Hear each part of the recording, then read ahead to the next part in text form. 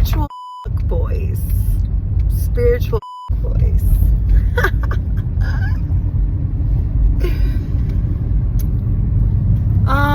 Spiritual groupies. Spiritual motherfucking groupies. I can't. Hold on. I'll be back. So once you pass the spiritual initiations and the tests of karma, and you go through decades and decades of karma, who am I talking to? My collective, y'all. Who am I talking to? Y'all went through cycles and cycles, and guess what? And you woke up and you said, holy no, we ain't doing this. And you started to heal, and your gifts started to integrate and be incorporated with your purpose, and you're a master manifester. You've always wanted to manifest love and your purpose and everything like that, living in your divinity. Before you were awakened, you were still a master manifester. Oh, you was manifesting without knowing it, and you manifested a bunch of boys and groupies. Can't turn a hoe into a housewife type. Can't turn a criminal felon into a husband. Like, what the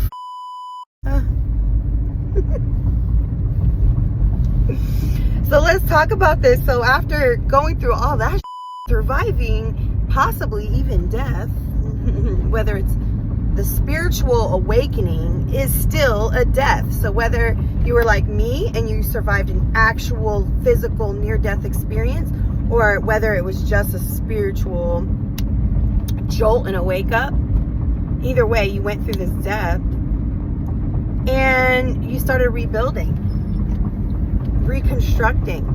And the funny part is you became more aware of your manifestation abilities, which is beautiful. You started manifesting more better for yourself. So the next level, hold on, the next level of tests in this sacral, in your sacral chakra, basically, this next test. So we're talking about sacral upgrades here. Yes, spirit. Becoming more and more sacred, untouched. It's like a golden chastity. Only certain people, only the one with the key can unlock, out of reach type. Because, so listen, so you were more aware of your manifestation abilities. So then, like, you start manifesting fucking spiritual groupies. So now you're around other people who are supposedly doing the work. But here's the funny part. Not everybody's doing the work, guys. Not everybody's doing the work. Not everybody is actually putting in the motherfucking time, effort, resources, investment into their own healing.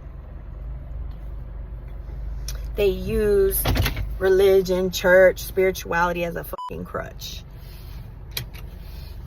So a lot of the spiritual groupie girls, they are just like the hoe bags that you were trying to date before you even started your spiritual awakening. And a lot of the boys, the spirit boys, it's like a little bit upgraded version of the old karmics. It's like a leveled up karmic or some like, and I'm not trying to make a joke about it. Comment down below if you know what the fuck I'm talking about. And then you're like, how did I attract these spiritual hoes, these fucking witches, these warlocks, these groupies, these fucking people that haven't done the sacred work, the sacral work? That means celibacy and holding your seed. It means holding your womb space as something sacred.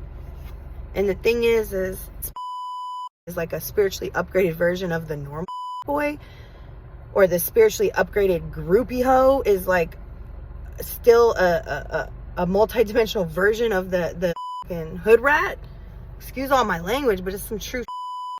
Even though they're an upgraded version, especially on the internet too, because people can show what they want to show about themselves, and it's not even really them, you know. And then there's some people that are real, you know, which is beautiful. And we don't have to judge other people. Where they're at is where they're at, and as long as they're growing and putting in the work. But see, that's the problem that me personally, and why this video is being broadcasted, is because a lot of people are just awakening to the journey, and they have a lot of like unhealed areas about themselves, and they're looking for guidance, and they're looking for community and unity and love. Look at my throat chakra. Somebody doesn't want me to talk about this, but it's still true. And what happens is these women are vulnerable, and even some of the men vulnerable, and it's a manipulation happening, a vampiric. Wow, there's a black butterfly. It's huge. You're like a beautiful butterfly. And don't let people take advantage of you. It doesn't matter if it's at church or if it's in the spiritual community or whatever. People can have all the spiritual knowledge and shit like that, and they can even be gifted by God, but if they're not being sacred with their temple, and you're not being sacred with your thoughts. See, a lot of, dang, Spirit's having me go in. A lot of divine masculines, they think because maybe they're not having sex and fornications, that they're because they're holding their seed, that it's all good. And Spirit is having me tell you guys that once you lock eyes, see, it's the lust of the eyes, the lust of the flesh. Once you lock eyes and you start having fantasies, and you start they start pulling on your sexual energy and shit like that, you have to understand that is draining your sacral. Because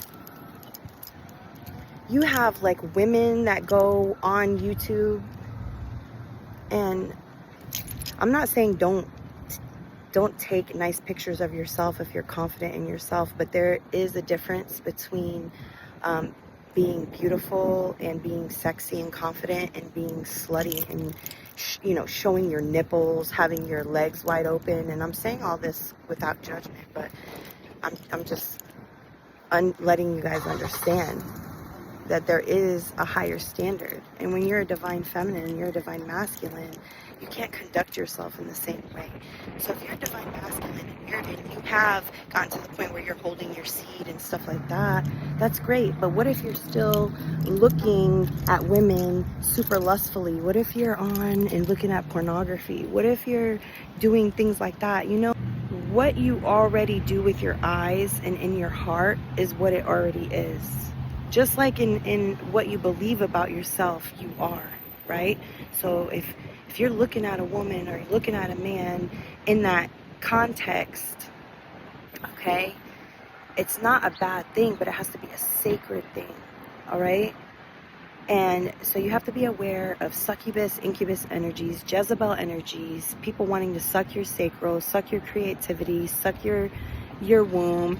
And then it's so funny because in the spiritual community, a lot of people that say they're divine feminine and divine masculine behave this way. And the thing is you can be sexy, beautiful, confident, and you don't have to show your dick. You could be beautiful, confident, and not have to show your nipples. You understand?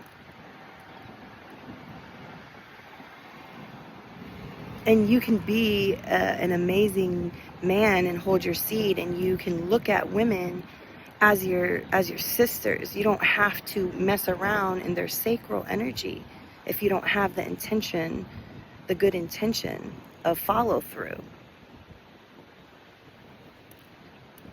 Source says if you feel it in your heart, then you've already done it. So if you're in a relationship, if you're a married man or a married woman especially, and you're fantasizing about another person sexually, you've already committed that affair, that adultery in your heart. You understand? It's about the heart intention.